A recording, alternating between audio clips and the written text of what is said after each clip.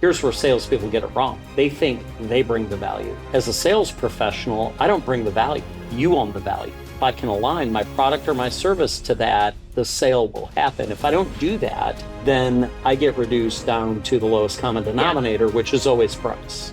So many businesses, they'll sell to anyone that kind of walks in the door. And if you did have the data of saying, hey, 80% of the time when we go with this type of customer, we don't get paid, we get burned. Well, maybe we should go with this 20% that actually could fill the whole business and go after them. If you don't know the numbers, you have no clue on that. Professionals sort, amateurs sell. So when that builder is in front of me, I have to really understand what it is that they're trying to do. Is he trying to crank out as many homes as he can? And he's looking for the best way to maximize his margins? Let me figure out how I can help them solve for that. Welcome to the Grit Blueprint Podcast, the show for bold builders, brand leaders, and legacy makers in the construction and building industry. I'm your host, Stefanie Couch, and I've been in this industry my entire life. Whether we're breaking down what's working in sales and marketing, new advances in AI and automation, or interviewing top industry leaders, you're going to get real-world strategies to grow your business, build your brand, and lead your team. Let's get to work.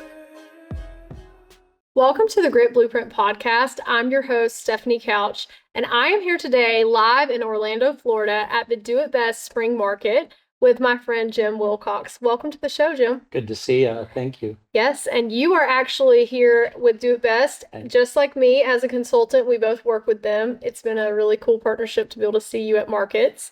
You have Wilcox and Associates. Tell me a little bit about what you do and who you are. Yeah, thank you. So Wilcox and Associates is my company. We are a Sandler training organization. So we exist to help companies scale, and we do that three ways. We do that through management leadership development. We do that through sales process and methodology. And then this wouldn't apply to Do It Best necessarily directly, but we've got a program that helps small and medium-sized companies scale. Where that helps Do It Best is with a lot of the tools that we've brought to them and they're using in different ways. So those are the three things that, three lanes that we swim in, if you will. Absolutely. Yeah. I love sales. I've been doing sales a long time, but a lot of people are terrified of sales. Yeah. What would you say to people who say, I can't sell, I would never want to sell anything? Because I think everything in life is sales. You know, every action that you take, you're selling something to someone, either an idea or a principle or a product.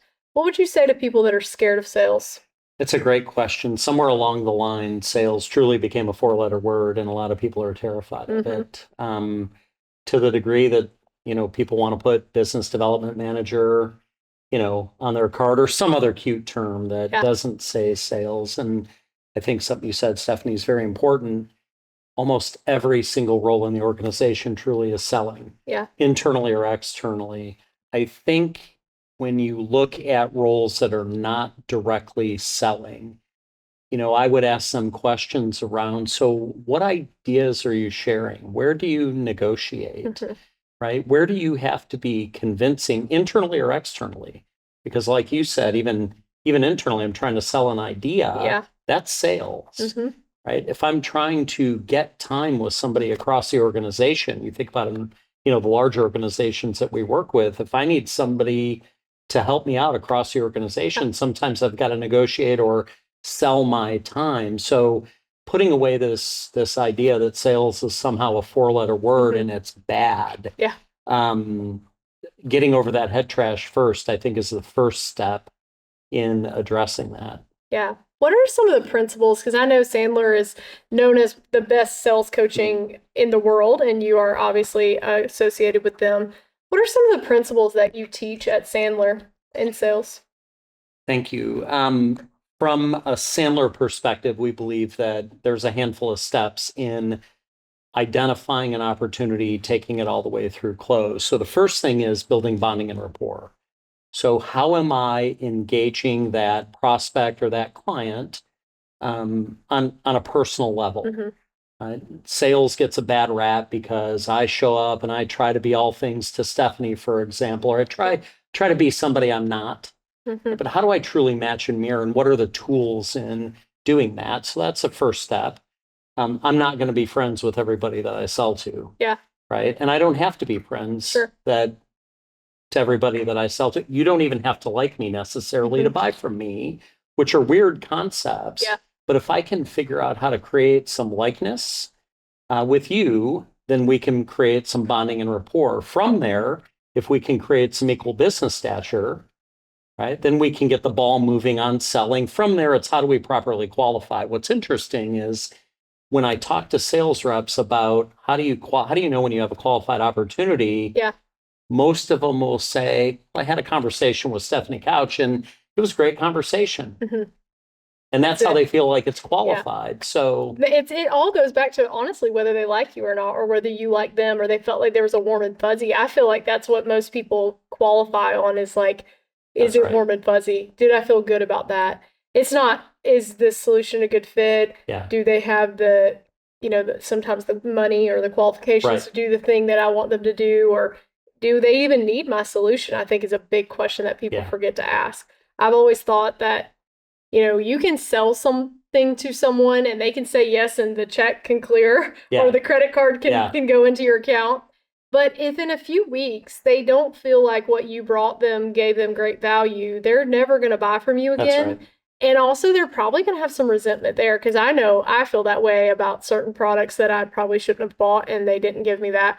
How can people, as a salesperson, make sure that that is a good fit? So you're talking about qualifying. Go a little deeper into that.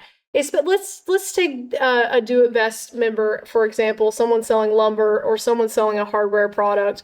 Let's take lumber, products.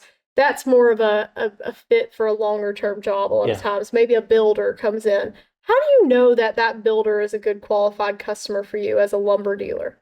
One of the things that I talk about a lot when you're selling is and I use this phrase all the time, that professional sort, amateur sell. Right? Professional sort, amateur sell. And so as a professional, I'm trying to sort through in the moment. I have to know the game I'm playing at a couple different levels. So when that builder is in front of me, if I've never done business with them or it's been a long time since I've done business with them, I have to really understand what it is that they're trying to do. Now that sale might be transactional. Sure. Right? You supply lumber, I need lumber, right? Let's make things happen. Yeah. But if I want that builder to come back time and time again, I probably need to have an understanding of what is he trying to do.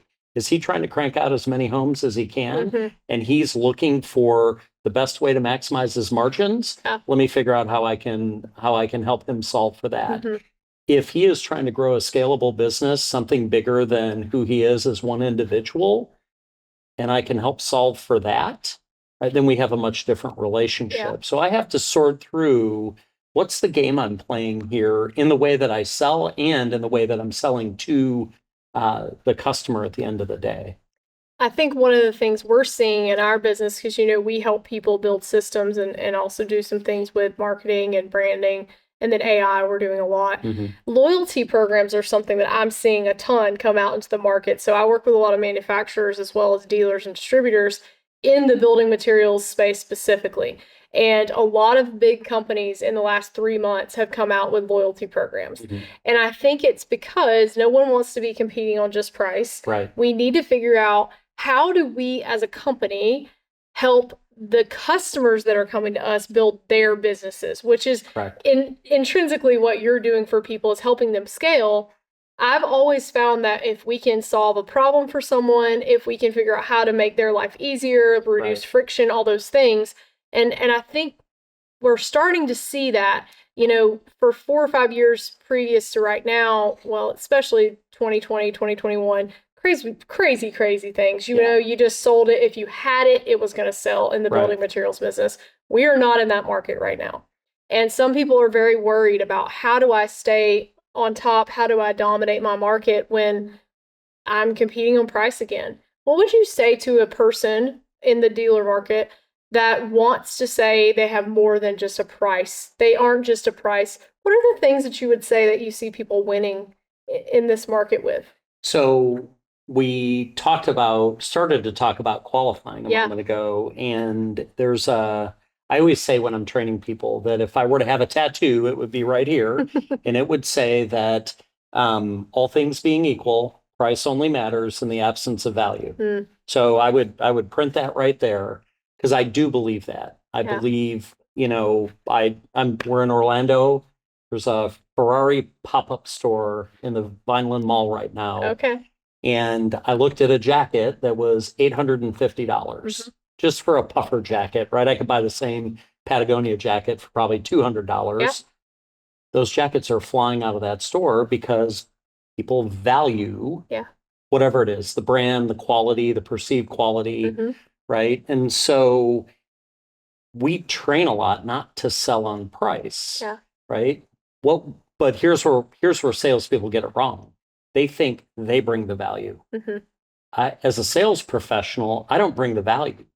You own the value, right? So if I can unlock what Stefanie values, and if I can align my product or my service to that, we have a pretty darn good chance of that buyer-seller relationship. The sale will happen. If I don't do that, then I get reduced down to the lowest common denominator, which is always price. Absolutely. And in a product-based market like what we're in here, selling hardware, selling lumber, selling doors, windows, it is very easy. And I see a lot of, especially inexperienced salespeople, that unfortunately, they live that nightmare of it's just, hey, this person was $2 cheaper than you. Yeah. And sometimes on big jobs, I know someone that lost a siding job for 50 cents, and it's really hard to get people out of that mentality. But also if that customer is that way, like truly that really is all they value, then maybe it isn't the right qualified customer for you if that's not how your business is set up. Correct.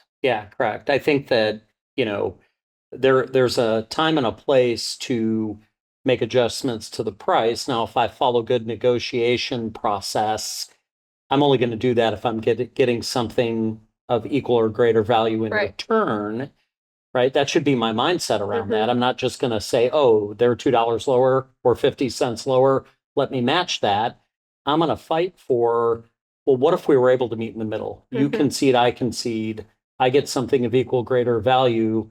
I still hit my margins and we're okay with it, right? That's a win. Sure. But for me to just give up 50 cents or $2 to match somebody else's price, I may be cutting my own throat just to get the sale. And when I'm out talking to owners of businesses in all industries, when they have sellers that are discounting to win business, that's a huge problem. In fact, we'll often say that that's the tax the owner pays for having salespeople that don't think beyond selling on price. Yeah, it's dangerous for the whole business for sure. And it does feel like, especially when things get tough, that's what people go back to if they don't have the training.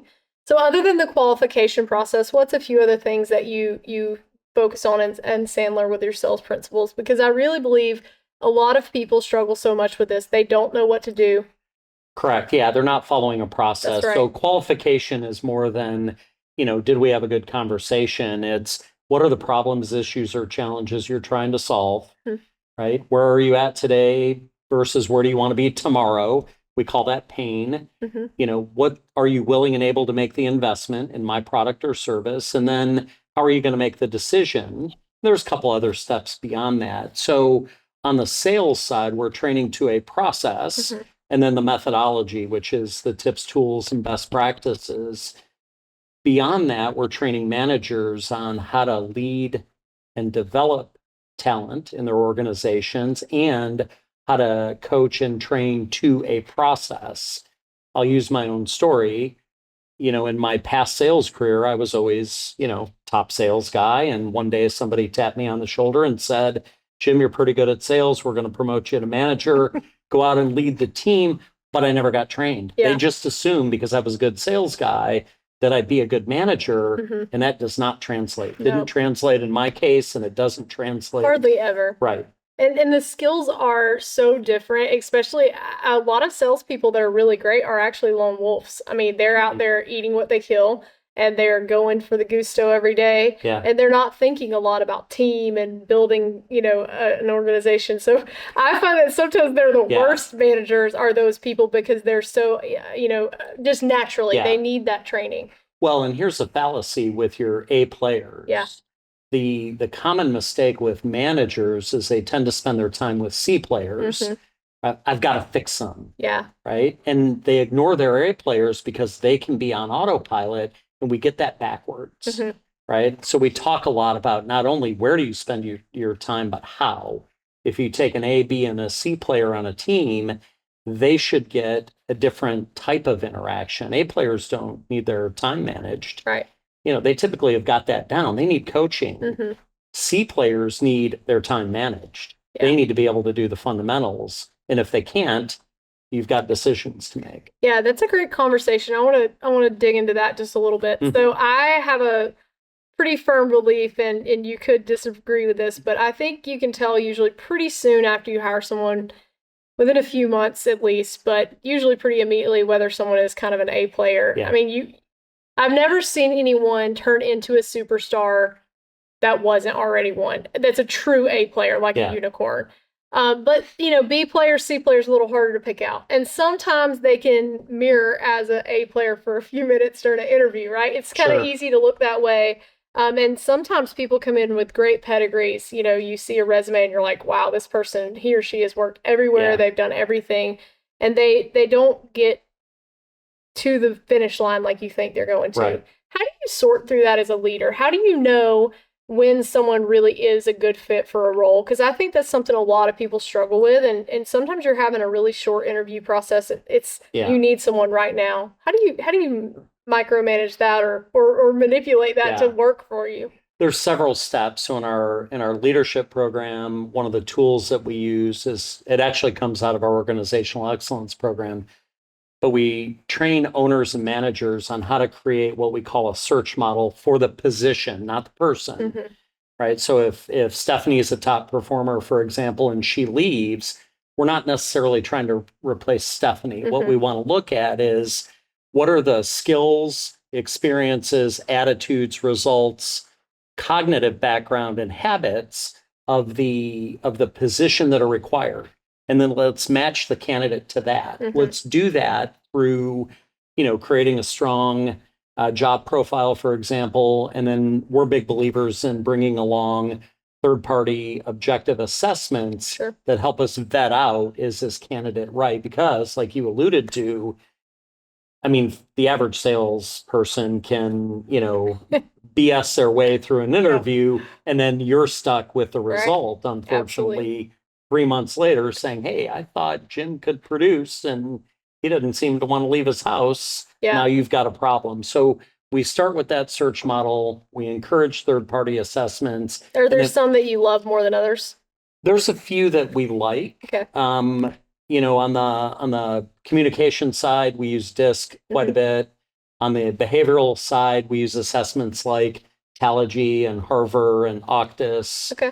There's a ton of them out there. The key is, having ones with the right job models and having ones that are validated. You've got to have a validated assessment to have the confidence of, what you're working with. When you're working with a large organization, you got to check all the, HR and SHRM boxes there. But there's a few that we like. And then training managers on how to interview. Most managers interview likely qualify. Oh, she's got this background or went to that school or knows this person.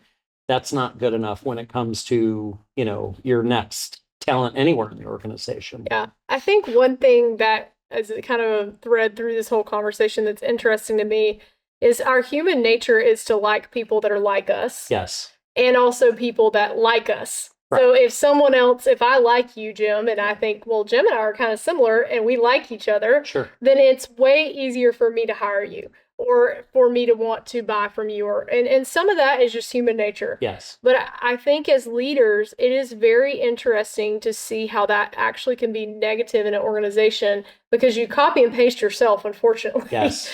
And your problems become the whole organization's problem instead of having that diversity of, hey, this person's really good at this thing that I'm terrible at. Yeah. It almost never seems like that's naturally how it works. Right. Maybe after you've been burned enough times and you need that complementary skill. There's built-in bias in That's right. Exactly. Yeah. And so I think some of these tools that set up, like you said, it's not about the person as much as it's about the role and what does the role really need. and then truly getting down to figure out what is that even actually outlined as, because sometimes what you think a role needs, you get into the day-to-day and it's a very small part of what they actually are going to be doing. Right. Like, for instance, salespeople need to be able to do some of the technical operations in like CRMs and tracking and metrics and things like that. And I've met a lot of salespeople that would rather just drive off a cliff than log into their CRM. Right. So how do you mitigate that when someone has some of the raw skills, like for instance, the sales ability, but they don't want to do some of the other more technical parts of the job?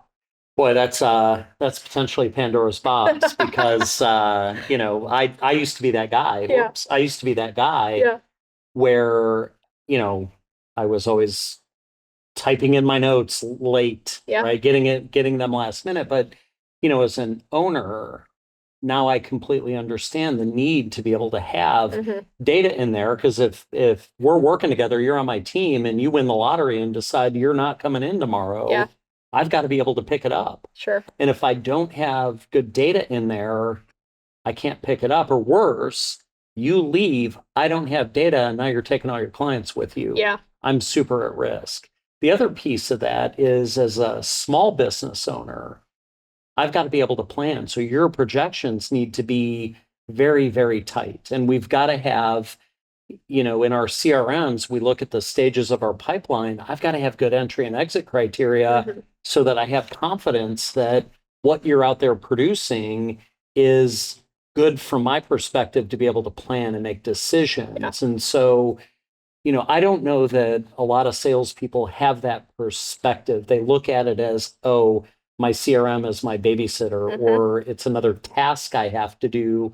But there's a lot of importance in collecting that data. Absolutely. I think data is the biggest building industry miss that I've seen. This ranges from like companies that are startups that have $100,000 a year in sales to billion-dollar companies. It's every business. They have the data. A lot of times they do actually have some data, but they don't know what to do with it. Or in a smaller business, they just don't even have any. They don't know what any of their numbers are. And when you start to think about making these giant decisions that we make in our businesses every day by gut feeling only, without any numbers, it's really scary. And you could literally crush the business because of something like that. So I think the more we can educate salespeople and really anyone on the fact that this is not a babysitter. The word babysitter is what I've always heard from my sales teams. Guys, I got to get out of this customer's yard and sit in my car for 15 minutes and write notes in the CRM. And, it's just a pain for them. But if you start to think of it as an actual kind of a tale of, hey, here's what actually we could do if you did this in a way we could use this data. One thing that I see as a real opportunity for our industry is figuring out what customers we actually should be focusing on. Because I feel like so many businesses, they'll sell to anyone that kind of walks in the door or calls. And if you did have the data of saying, hey, 80% of the time when we go with this A type of customer, we don't get paid, we get burned, we get, well, maybe we should go with this 20% that actually could fill the whole business and go after them. If you don't know the numbers, you have no clue on that stuff. Yeah. One of the things we work with, in fact, it's one of the sessions I've done this week being here, is around client segmentation. And so we train every single client on a client segmentation strategy called CARE, which stands for clients that I want to keep, attain, recapture, and expand. There's 3 steps that we take with CARE. The first one is, how do we identify them? What do they look like? Now, what's interesting is when you really get granular on the clients you want to keep and the clients you want to attain, the unintended or intended outcome of that is I can develop an ideal client profile. And that speaks to the 20% that you were talking about. If I know that, now I can begin to be more targeted in the areas that I'm going after on the attain side. What's interesting on the keep side is there are a lot of clients that I have that maybe they're not the ideal client, right? So now it gives me the opportunity to relook at that. And then there are clients I want to recapture and expand. So how do we identify them? Second step is, what do we do with them now that we've got them in our sights? Those clients get treated slightly differently, right? I'm going to treat my keep client a little bit differently than my expand, my recapture a little bit different than my attain. the last step then is, what's my 90-day over 90-day plan? So now I have a strategy to go out and be very targeted and balanced in my approach as I'm going out and navigating my territory as somebody who has to develop business as part of my role. Yeah, that's a great point, because most people have a hard time segmenting with focus on, hey, how much time do I spend on totally new business, like never seen this person before, and then sometimes the nurturing and the upkeep on current customers gets put to the wayside, and then you have some people that are more nurturers and they're out just nurturing all the time and don't ever get new business. I feel like usually people are better at one or the other, and they feel so comfortable in that they get locked in. So it's great to have a process that you're actually thinking about that up front. Well, not only that, but you alluded to, us being predictable. We're very predictable as human beings. And as a salesperson myself, the easiest place for me to go is to play clients that already like me. Yeah. Or, if I know that I've got a relationship and somebody will welcome me in, that's easy. But that's not always or necessarily what sales is about. I've got to go out and disrupt relationships. Sure. I've got to go out and walk onto that lumberyard where nobody knows me, or it's been a hot minute since I've talked to anybody there, and be bold enough to get into a conversation. That's not comfortable always. Yeah, I think that exact moment that you just described is why 99% of people in the world say they hate sales. It's because they don't want to do that uncomfortable thing. Right. Humans usually don't. I mean, most of us don't like to do the hard things. It feels icky and we don't want to go there. But true, like, salespeople love that adventure and think it's fun, but maybe we're just the crazy ones. I don't know. Maybe, yeah. We don't have a problem being told no, right? It just means not yet to us, for sure. Well, this has been such a great conversation. I do want to end with one last question for you. If you were 20-year-old Jim, and you could give yourself one piece of advice, what would it be? Oh my gosh. It can be around sales since we've been talking about sales the whole time. Yeah, what would it be? A lot of our clients will say this, and I said it. And actually, if I back up, there are two things. So I spent 5 years as a client of Sandler. And when our owners came to me and said, hey, we're going to do training, I thought, great. We hired some schmuck who can't sell, so now he's training, right? The old adage, those that can't do teach. I quickly learned that was not the case. Very blessed to have an amazing trainer. The other thing that I hear from clients is, where was this 20 years ago? I had 15 years or so of sales experience coming into Sandler, and that was one of the very first things I said was, where was this 15 years ago? Yeah. And this will sound weird. But I think if you have any solid process that you could lean into and own. Now I'm biased, right? Because I'm a Sandler trainer. I do think Sandler's the best. We are the 800-pound gorilla in the room. But you have a choice to make. I think Nick Saban is credited with saying, look, you got 5 choices. You can be bad, you can be average, you can be good, you can be exceptional, or you can be elite. Yeah. Right? So having a process to fall back on, because most of us learn sales by figuring it out, right? So if I have a process and I'm making a decision on what I want to be, then I can go all in to the degree, that I want to be elite, right? So I'm going to go all in. And again, that has me going, where was this 20 years ago or 15 years ago? Absolutely. I think it's so important to spend the time and develop your skills. And sales is a skill for sure. Oh, yeah.